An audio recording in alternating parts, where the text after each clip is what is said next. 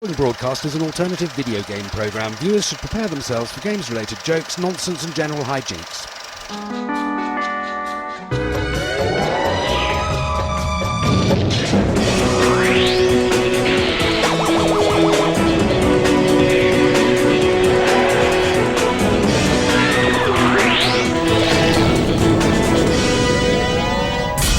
From the alternative world of video games today, Caroline in the Kill Zone.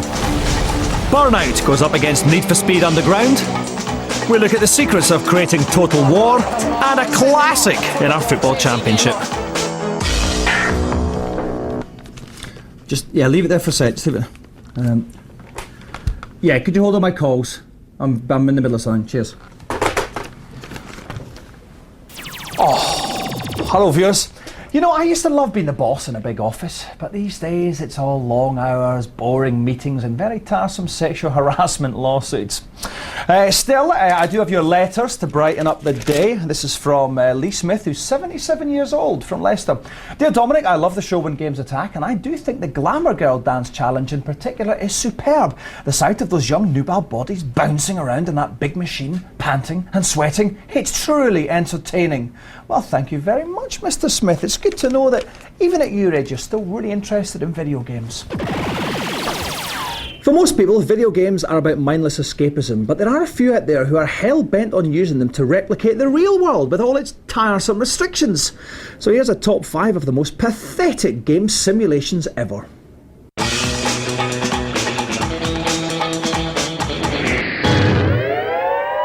Number 5 is almost forgivable. Almost. Sega Get Bass is the perfect simulation for those who can't be bothered with fresh air but are just too fat to get out of the house. We thought that fishing was all about pitting man against the natural cunning of the fish, rather than man against the horrendous geeks that are the Sega development team. How wrong we were.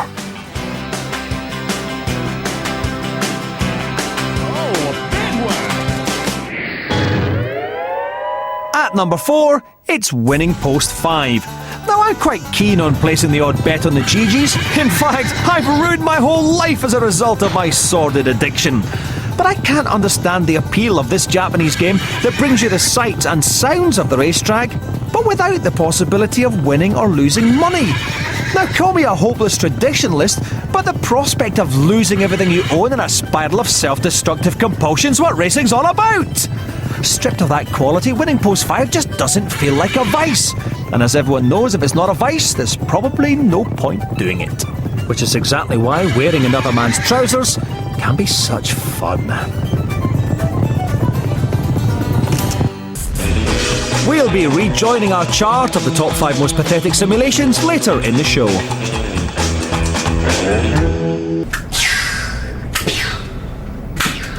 Oi, Tim. Have you finished typing those letters for me? No, there was a problem with the spell check. You know that's the only reason you're allowed to use my computer. I know, I'm sorry, boss. Sorry, I'll get them done. Some more embarrassing facts revealed now in today's Behind the Game.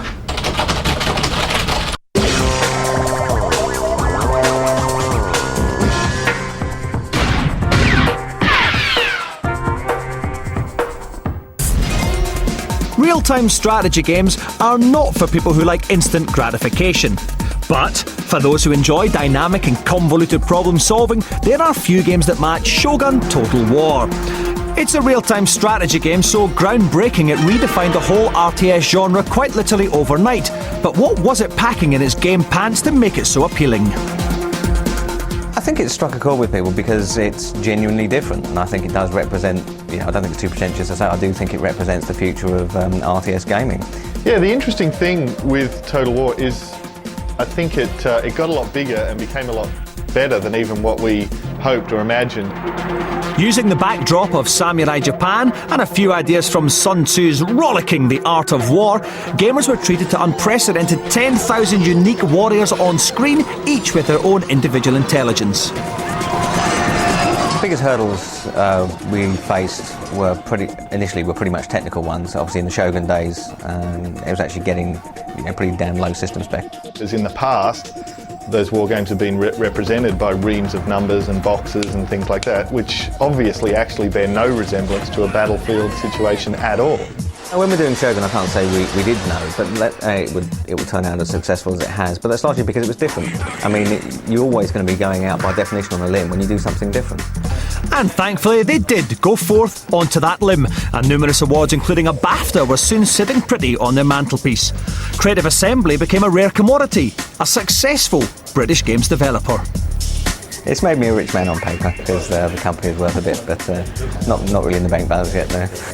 Total War has changed my life. I mean, the most obvious thing is that I came over to England when I was 26, and now 7 years later I'm still here. So that's a big change in and of itself. It nearly changed my life very badly recently when I had my mind on other things and wrote my car off at about 80 miles an hour, but I'm still here to tell the tale. So it nearly changed my life very dramatically.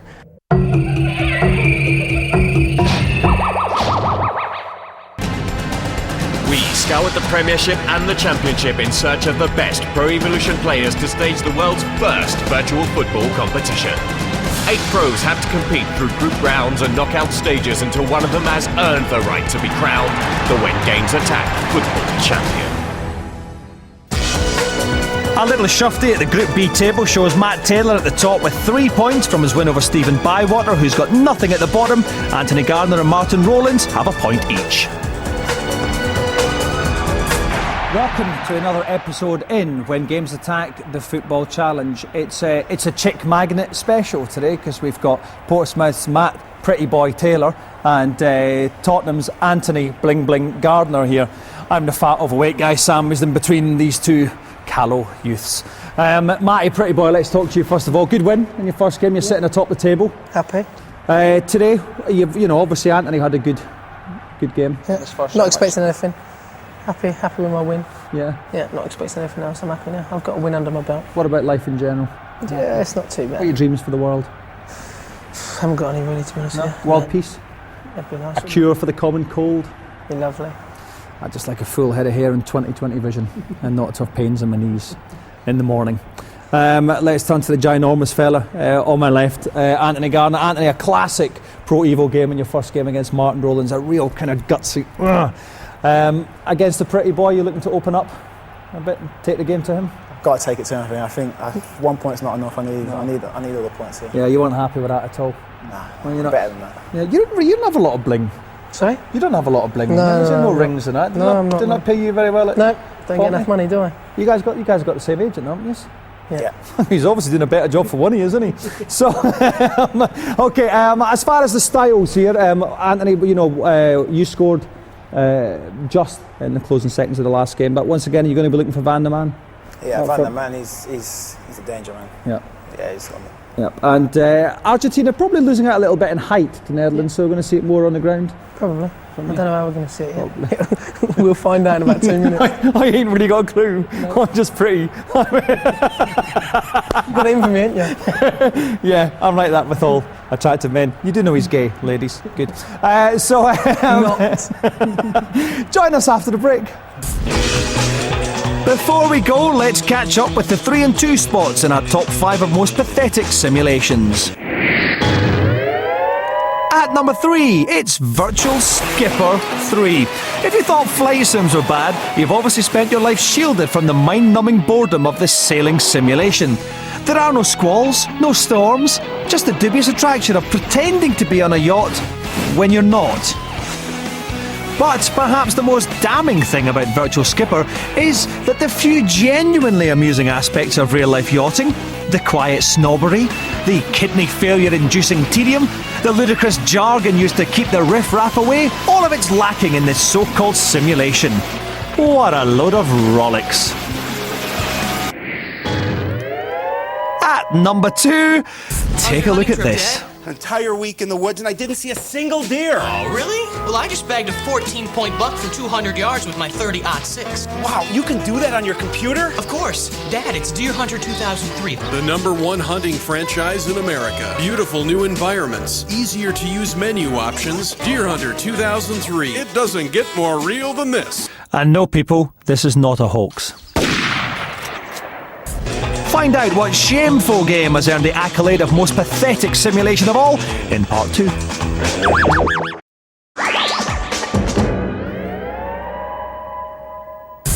Coming Coming up in the alternative video game show, Caroline cuddles up to Killzone, Burnout versus Need for Speed, and the most pathetic simulation ever.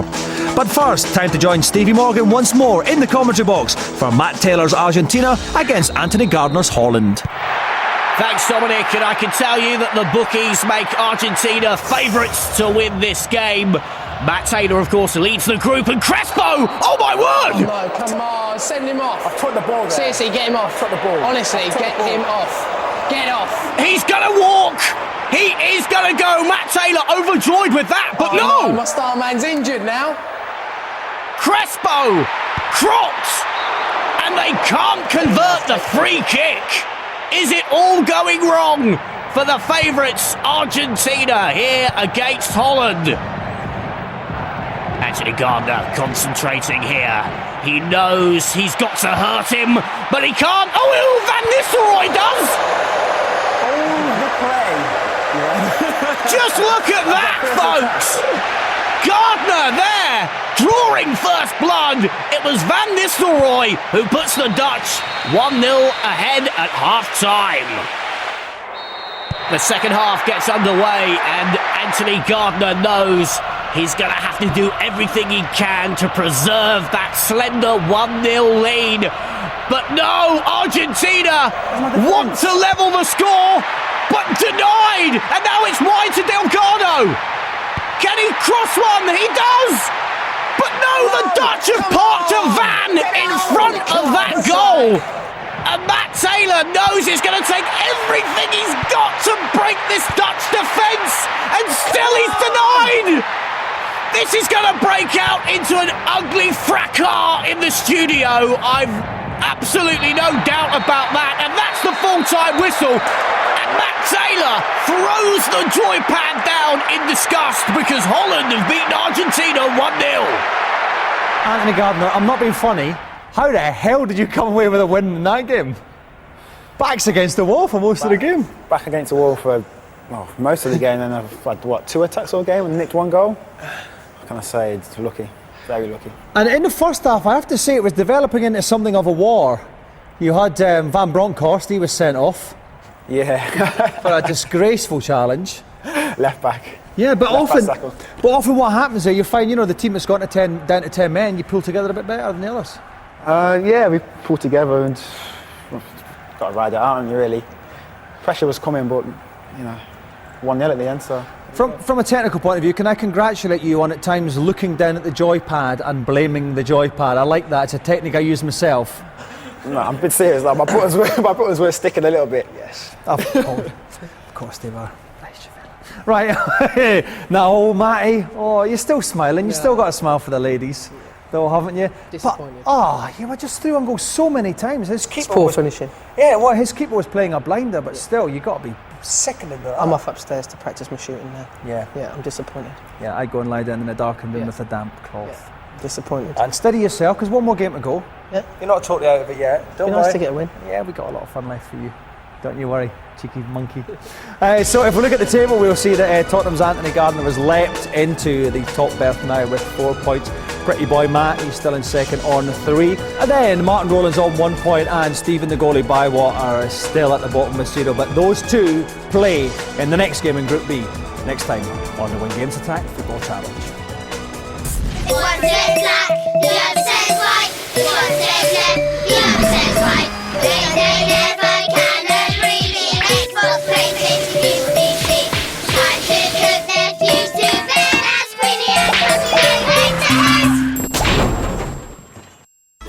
Hi and welcome to another head-to-head. This week 2 games are going to be...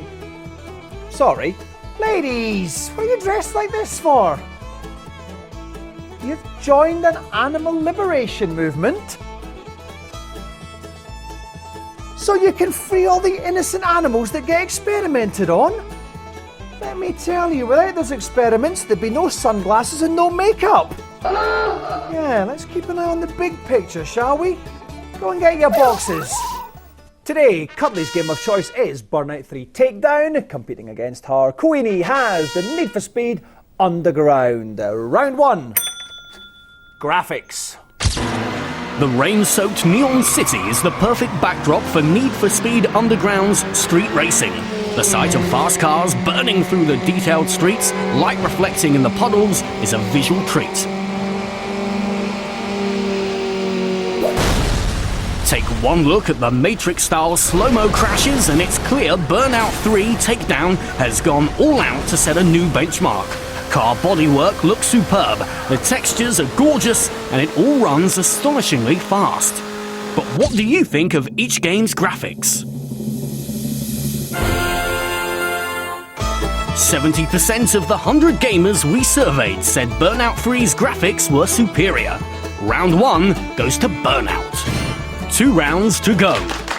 So, Cuddly's Burnout 3 Takedown gets the graphical nod over Queenie's Need for Speed Underground. 2 rounds to go, though. The first of which is Lifespan. Need for Speed Underground keeps players coming back by letting them customize and upgrade their cars, allowing a standard motor to become a supercharged roadster.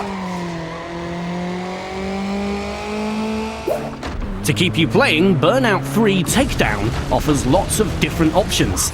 Everyone's favourite is undoubtedly Crash Mode, where you must create spectacular crashes to win cash.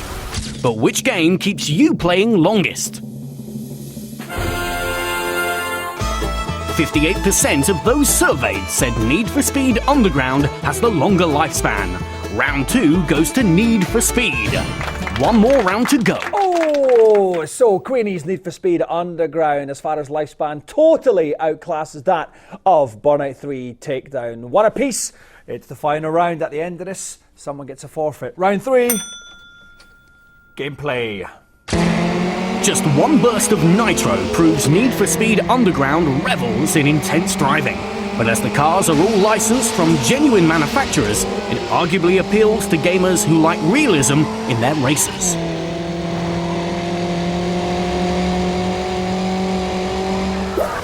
Gameplay-wise, Burnout 3 Takedown turns bad driving into outright fun.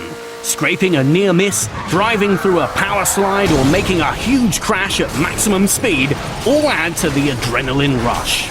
But which game do you think provides the better driving experience? 55% said Burnout 3 Takedown has the better gameplay. Burnout 3 takes the final round. Burnout 3 Takedown, the overall winner, 2 rounds to 1. So, Cuddly wins it this week with Burnout 3. But, seeing as it was a close one, we're not going to give you a forfeit this week, Queenie. No, we're going to send you on a holiday.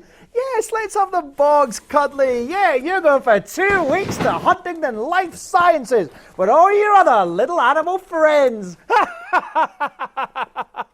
Join us next time for another head-to-head.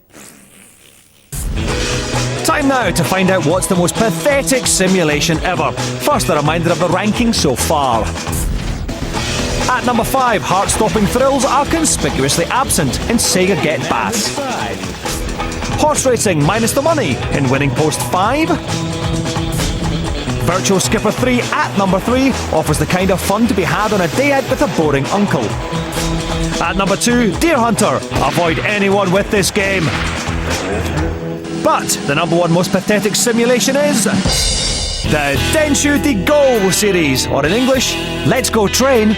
An ambition to be a train driver is only acceptable if you're A, under 10, or B, living in the 1930s. Anyone else who hankers to take control of a locomotive is by definition profoundly disturbed.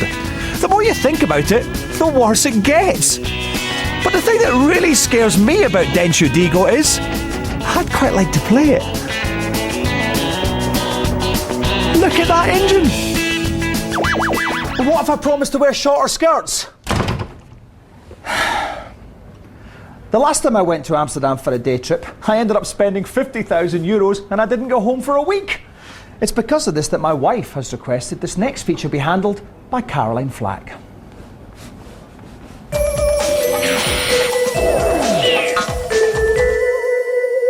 Today, viewers, I'm in Amsterdam for my toughest test jet.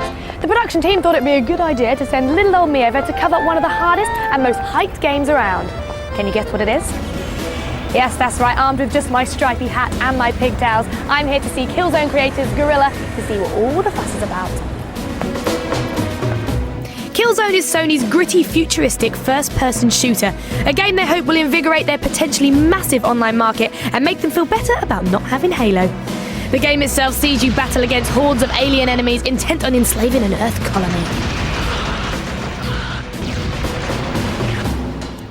The game's due to be finished at the end of next week, so I don't know what kind of reception I'm going to get. I hope they're excited to see me.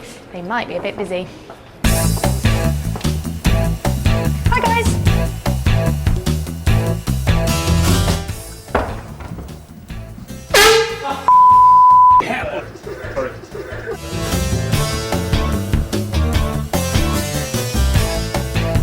With everyone pretending not to notice me, I went in search of the producer. What's the hold-up? I don't know. A big game takes a long time to make. There's an awful lot of bits and pieces in there. Can you tell us about the production values of the game? I hear there's a few famous people as well who've been lending their voices. We realised when we were making the game that a computer game just isn't a number of elements. It's the sum of all of these things. Everything has to complement the next kind of bit of a game.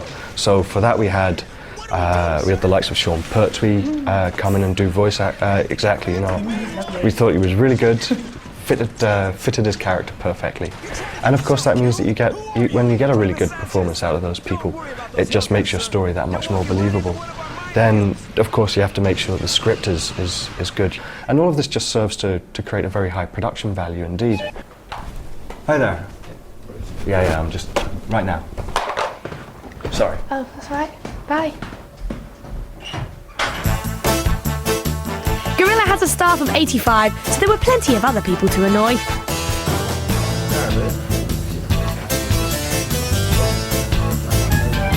What are the overall influences in the game? Yeah, well, we took a good look at reality, basically, to see what spectacular environments there are that we can use for Killzone. Because if you have a spectacular environment from the start, then you can get your inspiration, and the end result will probably be spectacular as well. 22 weapons that you can carry. They're also inspired by reality, and they were designed in a way that should really work. This is a man's game, isn't it? I suppose so. But ultimately, the arena in which Killzone's fate will be decided is online. Tell us about the online game inside of Killzone. You've got a whole bunch of multiplayer options. I mean, there's like your classic deathmatch, which is good if you just want to come in, shoot some people and everything, have a lot of fun. You also have like a lot more team-based mode. You can have clans, chat at the same time. You'll bring a lot to what people want, and people who like, just going into a game and shooting each other's head off will be fine. The people who like, some more stealth, some more tactics, can also get what they want.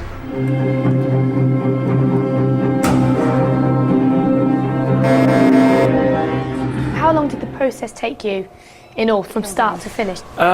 Composing music took about 1.5 months. We really wanted to sort of create a backstory to the game where it's not just mindless shooting, but you're actually doing it for a reason. And in order to give the player a reason, you need a good story. And in order to give emotion to the story, really music is the best way to do that. And then we went over to Prague to actually record it with a live orchestra, which is really exciting. So we had like a 92-piece orchestra and a 40-piece choir. And we spent about 3.5 days in Prague to record them. Well, by the time you see this, the game will already be out, so I'm off to annoy someone else.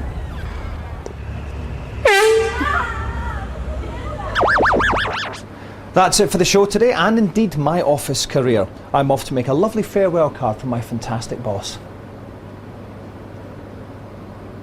See you next time.